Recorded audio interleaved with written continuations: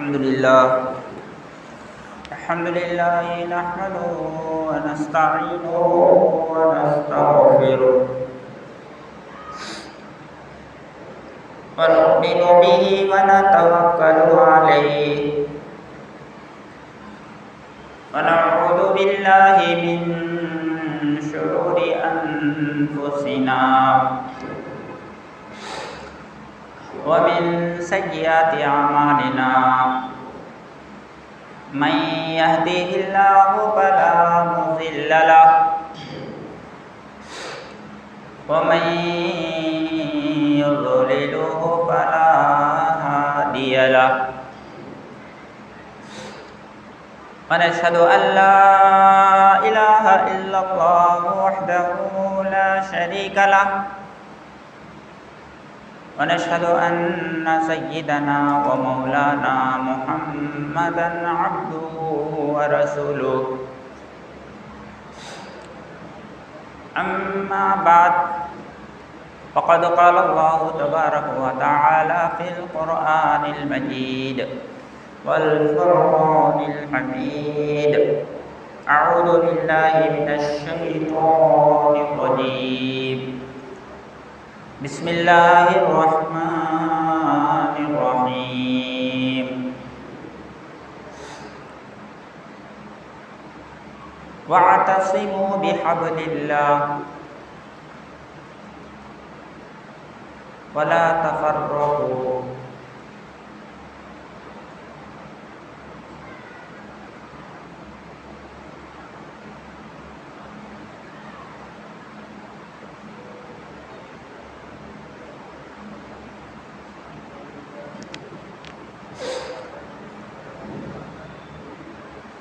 عزیز دوستو بزرگوں،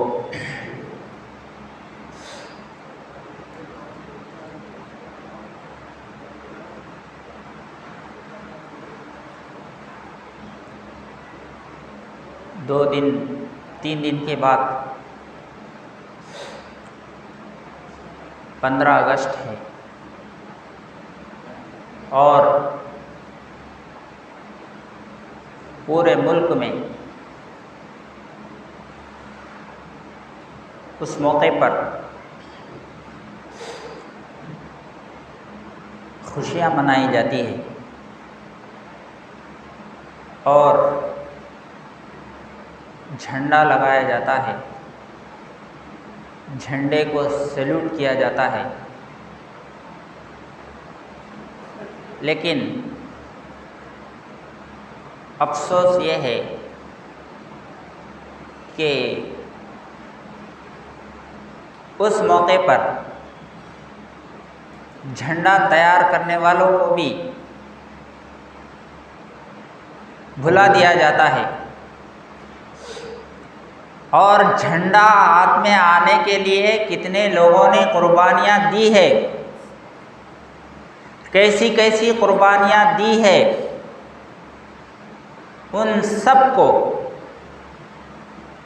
تاریخ سے، کتابوں سے، ہسٹری سے نکال دیا گیا ہے اور صرف چند نام، گنے چنے نام لیا جاتا ہے اور انہی کے بارے میں بولا جاتا ہے اور یہ سمجھا جاتا ہے کہ انہوں نے آزادی دلائی، ہندوستان کو انہی لوگوں نے آزادی دلائی، حالانکہ ہندوستان کی آزادی میں بے شمار لوگوں کی جانیں گئی ہے، ہندوستان کی آزادی میں بے شمار لوگوں نے قربانیاں دی ہے اور خاص کر مسلمان زیادہ قربانی دیے، اس لیے کہ حکومت مسلمانوں کے ہاتھ میں تھی اور انگریز، برٹش ہندوستان میں بزنس کے لائن سے داخل ہوا۔ ہم جو ہے ہندوستان میں بزنس کرتے ہیں بادشاہ لوگوں نے پرمیشن بھی دیا، چلو کر لو، کیا ہے، تجارت کرنے کون روکے گا۔ لیکن جب انگریز کو بزنس کرتے کرتے معلوم ہوا کہ ہندوستان میں بہت ہی قیمتی چیزیں ہیں، ہندوستان کو سونے کی چڑیا کہا جاتا ہے، اور ہندوستانیوں کو معلوم نہیں، اس کی قدر نہیں، لہذا اس کو لوٹنا چاہیے، یہاں کے چیزوں کو لے جانا چاہیے، برطانیہ یہاں کی چیزوں کو برطانیہ شفٹ کرنا چاہیے۔ تو انہوں نے پلان بنایا، بزنس کرتے کرتے کرتے ایسٹ انڈیا کمپنی ایک بنائے، بنگال میں ایک کمپنی کھولے، وہ بھی پرمیشن لی، چلو کمپنی ہے تو جو ہے بزنس بڑھے گا، ہندوستانیوں کو بھی فائدہ ہوگا۔ وہ ارادے سے بادشاہوں نے اس کی بھی پرمیشن دی۔ اب یہ لوگ جو ہے تجارت کرتے کرتے اپنے وہاں کے فوج کو اس میں داخل کر دیا۔ برٹش والے صرف بزنس مین نہیں، بلکہ اس میں جو فوج ہوتی ہے، ان کی فوج، سولجرز، ان کو ہندوستان میں بھیج دیا، اور آہستہ آہستہ یہ لوگ ایسٹ انڈیا کمپنی کے ذریعے سے پورا ہندوستان پھیل گئے، اور پورا ہندوستان گھومنے لگے،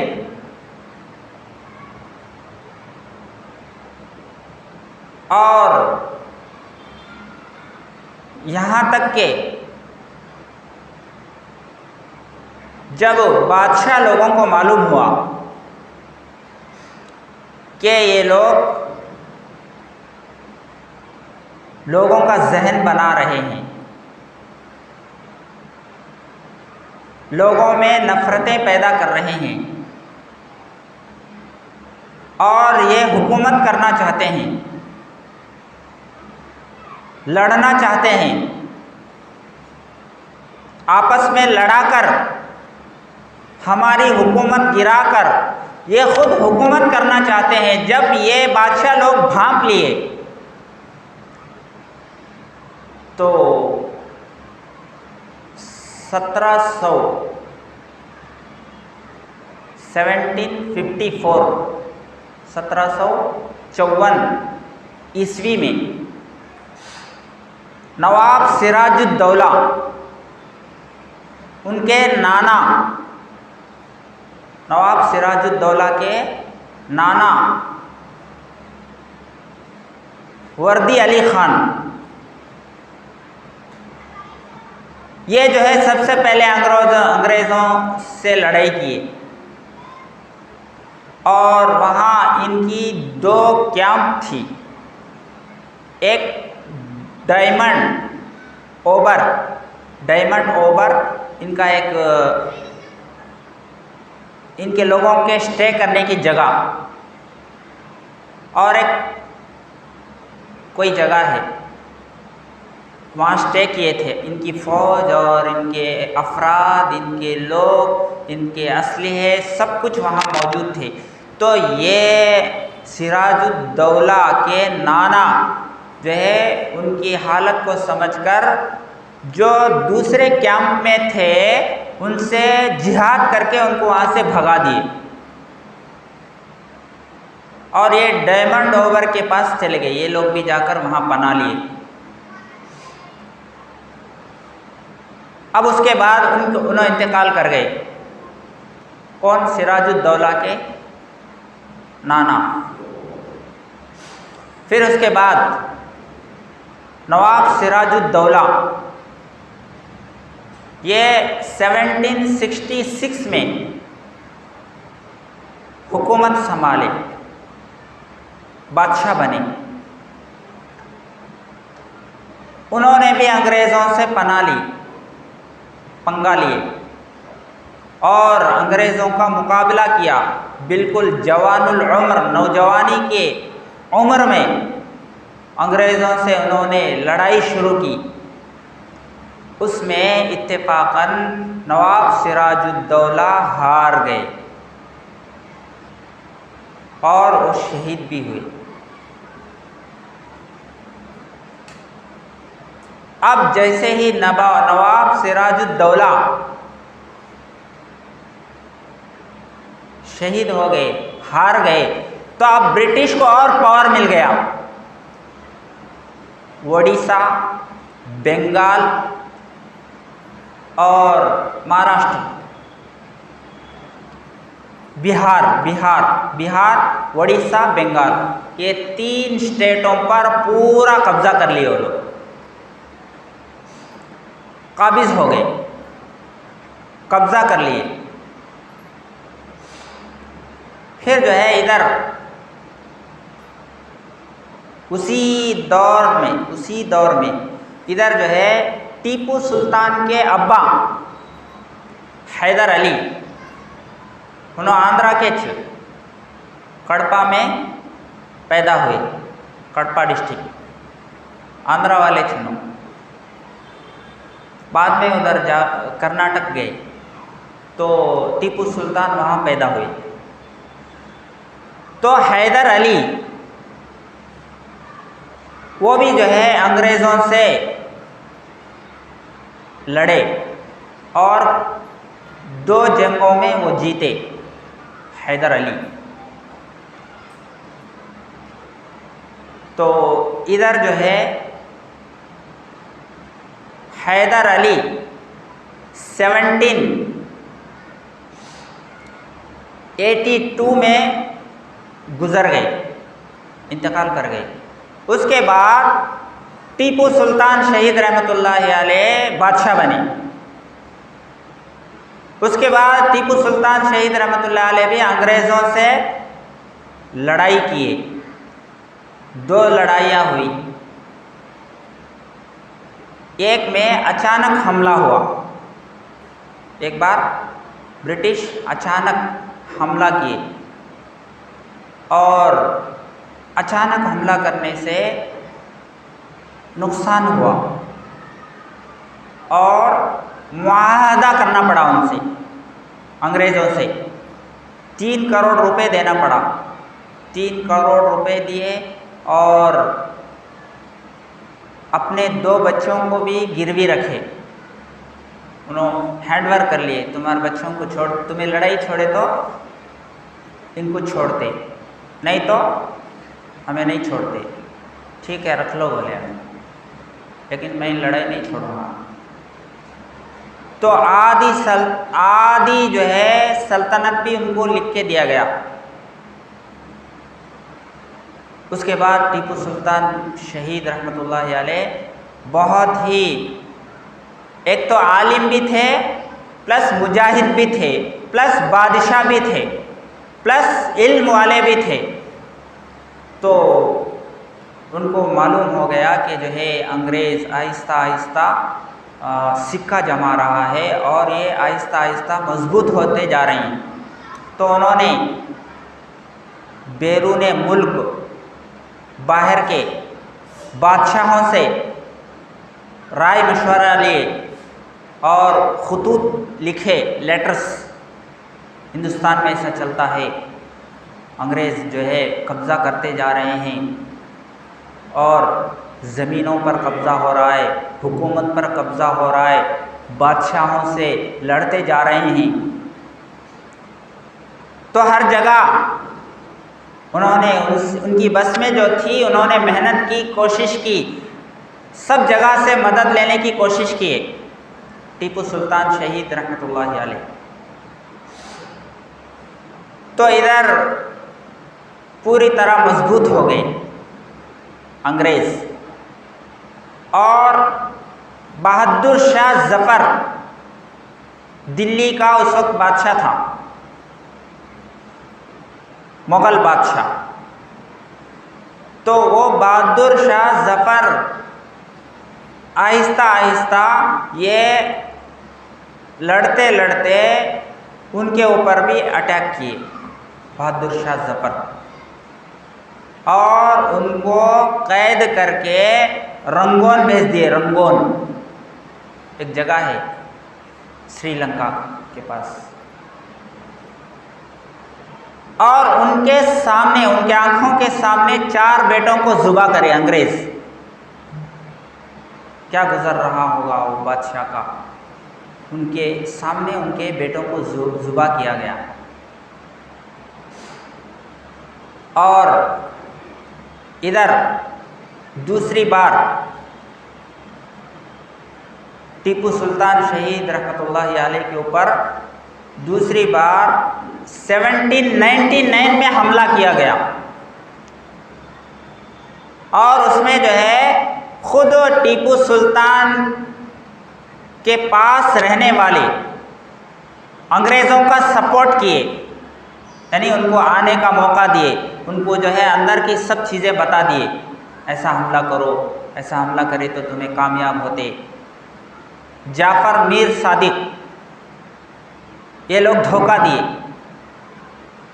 اور انگریزوں کے چمچہ بنے، انگریزوں کا ساتھ دیے. تو انہوں غداری کرنے کی وجہ سے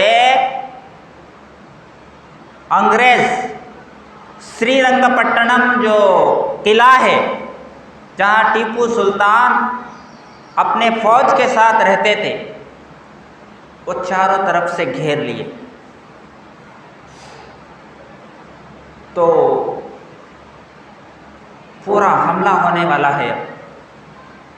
ٹیپو سلطان شہید رحمۃ اللہ علیہ کو معلوم ہو گیا کہ ہم انگریز جو ہے چاروں طرف سے گھیر لیے ہیں،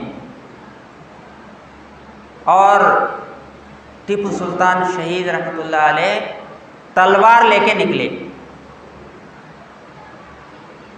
لڑنے کے لیے ان سے. تو کسی نے کہا کہ اے ٹیپو سلطان،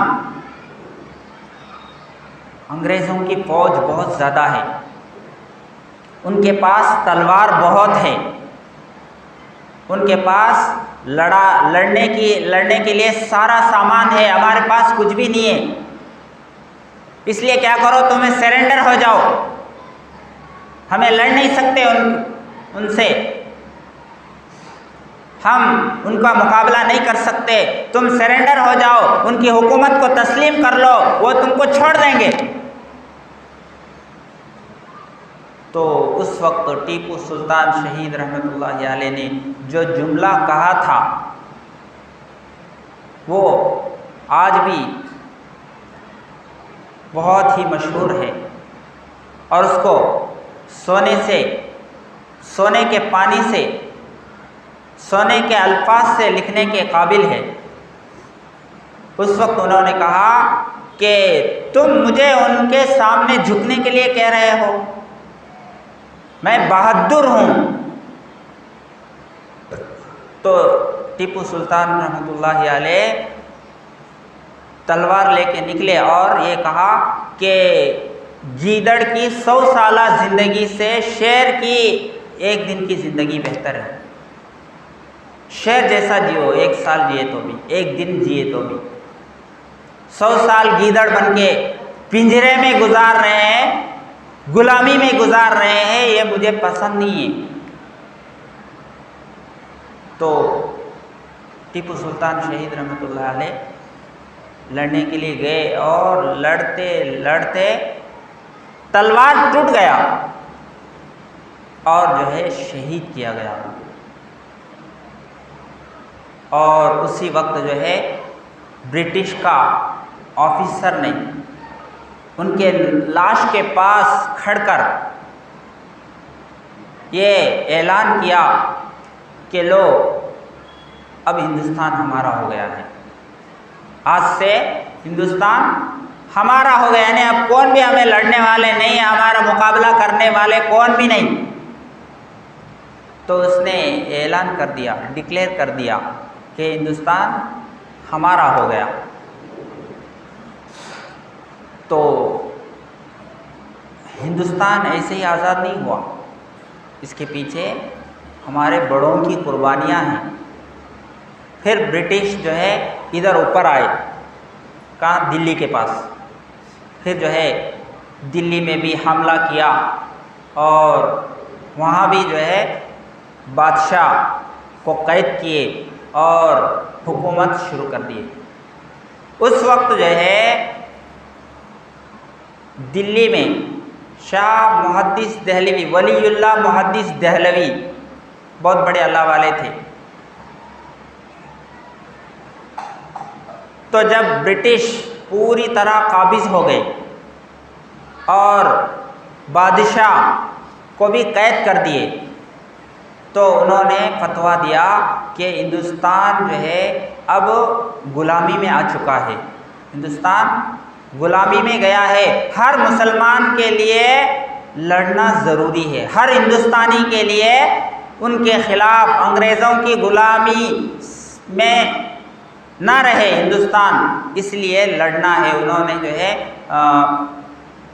ان کے بیٹے شاہ عبدالعزیز، شاہ ولی اللہ محدث دہلوی رحمۃ اللہ علیہ اس وقت کے حالات کو سمجھ گئے اور جہاد کا ذہن لوگوں کا بنائے، اور ان کے بیٹے شاہ عبدالعزیز رحمۃ اللہ علیہ جو ہے ڈائریکٹ فتویٰ دیے کہ اب ہندوستان دارالحرب بن گیا ہے اور انگریزوں کے ہاتھ میں چلا گیا ہے، لہٰذا لڑو اور ان کو اس ملک سے بھگاؤ، فتویٰ دیے۔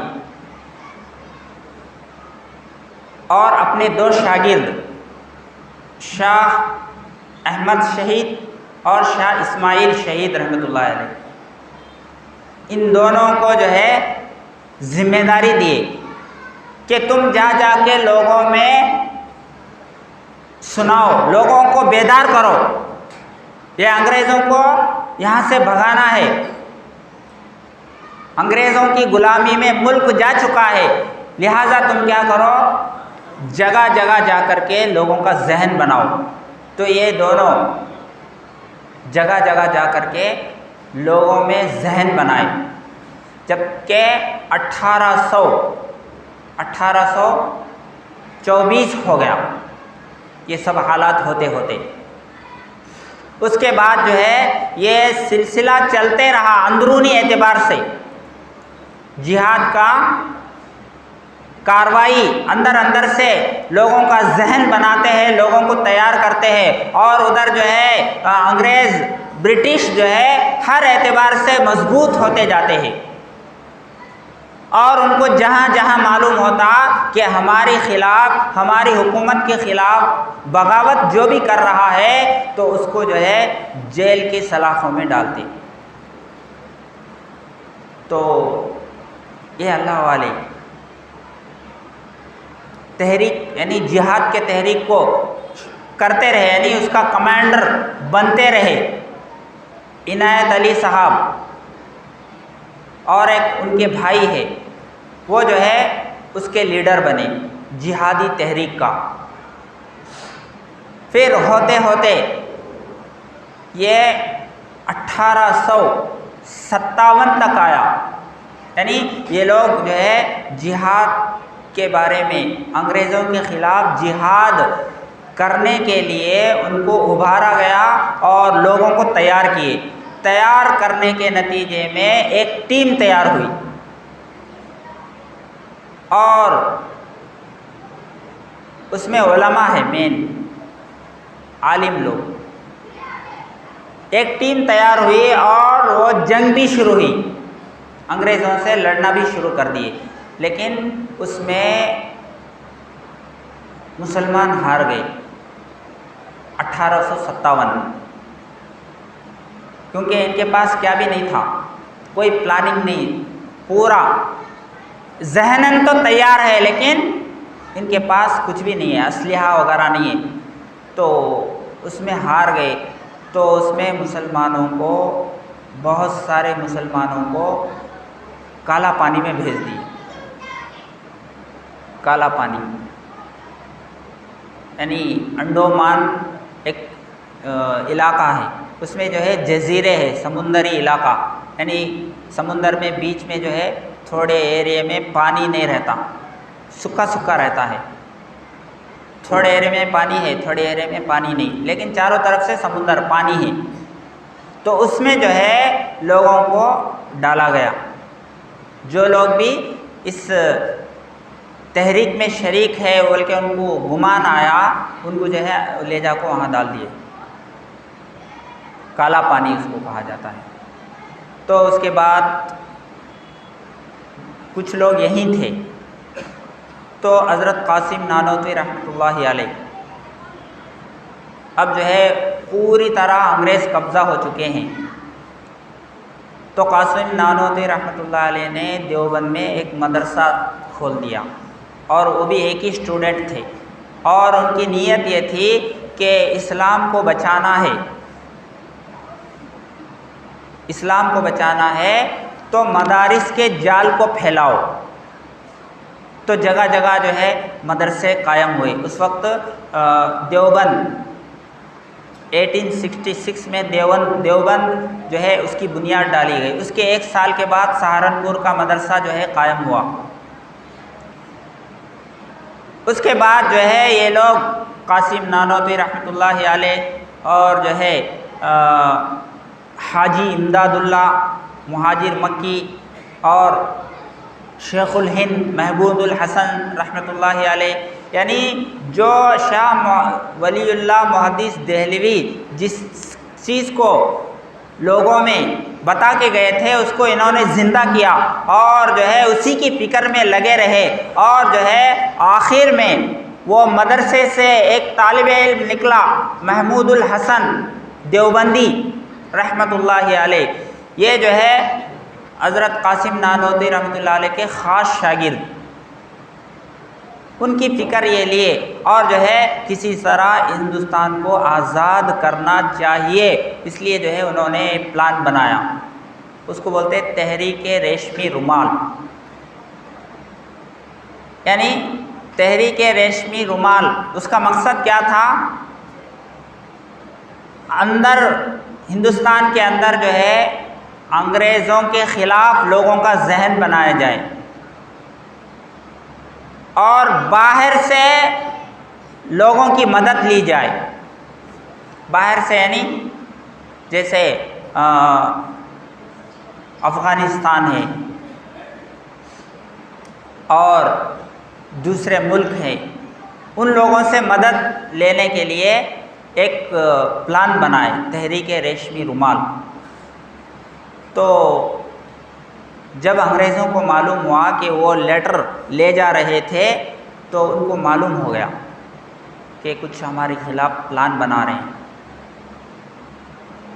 تو ان کو پکڑ لیے بیچ میں، اور شیخ الہند محمود الحسن صاحب جو تحریک ریشمی رومال پلان بنائے تھے وہ جو ہے حج کے لیے گئے، اور حج کے بہانے سے ایران کے بادشاہ وہاں انور پاشا وہ بھی حج کو آئے تھے، اور ان کو پورے حالات جو ہے بتائے کہ ہندوستان میں ایسا چل رہا ہے، تو انہوں نے جو ہے ہم مدد کریں گے، وعدہ کریں، اور پوری طرح سے جو ہے جن جن سے بھی ملاقات کر سکتے تھے باہر والوں سے، ان سے ملاقات کیے۔ جب یہ آ رہے تھے شیخ الہند محمود حسن رحمۃ اللہ علیہ، ان کو بھی پکڑ لیے، اور پکڑ کے ان کو بھی جیل میں ڈال دیے، کام مالٹا کے جیل میں، اور وہ جیل میں بہت ستائے ان کو بلڈنگ کے یعنی انڈر گراؤنڈ میں لے جاتے، اور لے جا کے گرم سلاخوں کو ان کے اوپر رکھتے، اور یہ کہتے کہ تم انگریزوں کے خلاف لڑنا چھوڑ دو اور جہاد کرنا چھوڑ دو، ہماری حکومت کو تسلیم کرو۔ تو وہ کہتے کہ میں بلال کا وارث ہوں، میری جان تو جا سکتی ہے لیکن میں تمہاری حکومت تسلیم نہیں کروں گا۔ تو اسے شیخ الہند محمود الحسن رحمۃ اللہ علیہ اور ان کے شاگرد اور حسین احمد مدنی، عبید اللہ سندھی ان کے شاگرد ہیں، تو یہ لوگ جو ہے ان کے ساتھ قید ہو گئے۔ یہ لوگ بھی جو ہے جیل میں تکلیفیں اٹھائے، پھر اس کے بعد ان کو رہا کر دیا گیا، ان کو چھوڑ دیے۔ تو ہمارا جیسا کہ شاعر کہتا ہے کہ غلامان محمد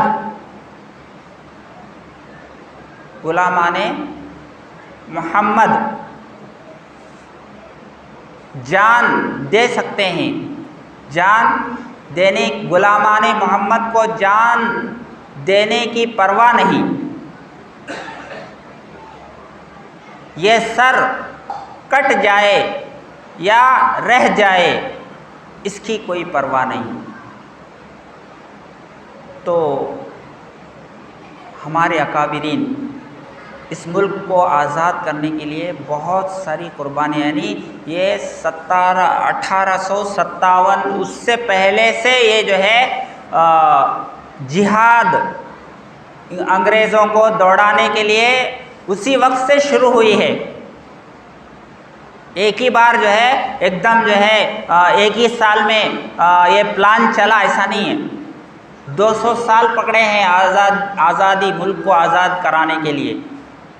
کئی پلاننگیں کیا گیا، کئی جو ہے انسکسیس ہوئے، اندر والے جو ہے دھوکہ دیے مسلمانوں کو، آزاد کرانا چاہتے ہیں، انگریزوں کا سپورٹ کیے، اور اس میں کالا پانی میں خاص کر علماء کو ڈالے۔ اس میں ایک جعفر صاحب ہیں، انہوں باہر آنے کے بعد ایک کتاب لکھے کالا پانی، وہاں کیا کیا ٹارچر دیے ان کو۔ وہ کالا پانی میں بتایا جاتا ہے کہ ایک سلاخوں کا کمرہ بنائے، راڈ کا کمرہ، اور وہ راڈ ایسا ہے کہ نیچے چبھتا، اور سائڈ سے بھی جو ہے کانٹے لگا دیے، کانٹے یعنی وہی لوہے کے، تاکہ یہ آرام نہ کر سکے، کدھر کسی طرف جو ہے اپنی باڈی کو لگا کے نہ بیٹھ سکے۔ تو وہ کہتے ہیں کہ ہم لوگ نیچے دیکھتے ہیں تو نیچے ہمارے پیر جو ہے خون سے بہہ رہے ہیں اور اوپر سے آنسو بہہ رہے ہیں۔ وہ کالا پانی میں سزا وہ سزے کو دیکھ کر رو رہے ہیں، انگریز ایسی سزائیں دیے ان کو۔ تو اس میں ایک ہے ساورکر، ہندو میر ساورکر، تو وہ سزا دیکھ کر اس نے کہا کہ میں یہ سزا کاٹنا نہیں چاہتا، اس لیے مجھے آزاد کر دو۔ انگریزوں کو جو ہے لیٹر لکھا، مجھے آزاد کرا دو، مجھے چھوڑ ڈالو، مجھے پنشمنٹ مت دو، تمہیں کیا بولتے کہ وہ کرتا میں، تمہیں بولے جیسا چلتا میں۔ تو اس کو چھوڑ دیے، لیکن مسلمان جھکے نہیں، یہاں تک کہ کئی علماء اس میں جو ہے شہید ہوئے، اسی کالا پانی میں انتقال کر گئے۔ اور دلی سے لے کر میرٹھ تک ہر درخت پر علماء کے لاش لٹکے ہوئے تھے۔ کیوں؟ ہندوستان کو آزاد کرانے کے لیے، جو بھی بیچ میں آیا ان کو ختم کر دیتے۔ ٹرینوں میں لاشوں کو بھر کو بھیج دیے، ٹرینوں میں جانے والوں کو جاتے جاتے نیچے گرا دیے۔ تو انگریز اتنا ظلم کیے ہیں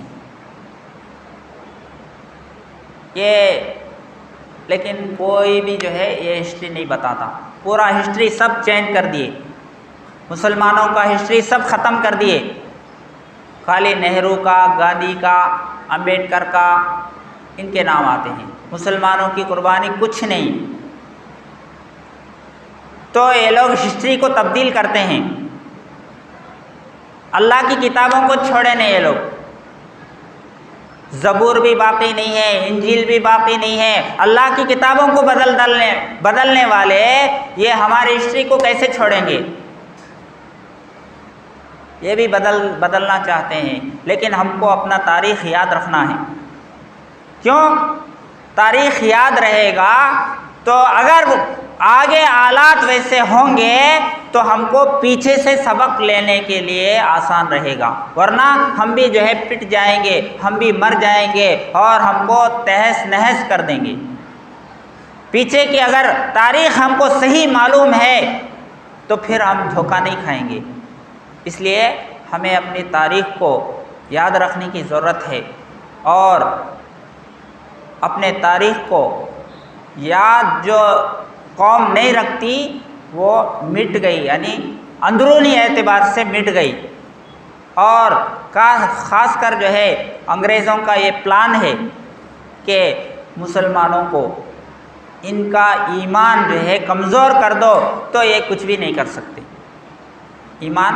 اور خاص کر انہوں نے تعلیمی اداروں کو ٹارگٹ بنایا اور مسلمانوں کے اوپر محنت کیا، اور مسلمان نام کا مسلمان ہے لیکن اندر جو ہے اسلام سے اس کو نفرت ہے، کیونکہ تعلیم کے ذریعے سے انہوں نے ایسا پالیسی اپنایا ہے کہ نام سے مسلمان رہے گا لیکن اندر سے جو ہے گورا رہے گا، یعنی گوروں کے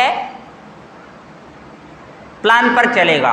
انگریزوں کا پلان ہی جو ہے یہ اپنائے گا، مسلمانوں کے پلان اپنائے گا نہیں ہے۔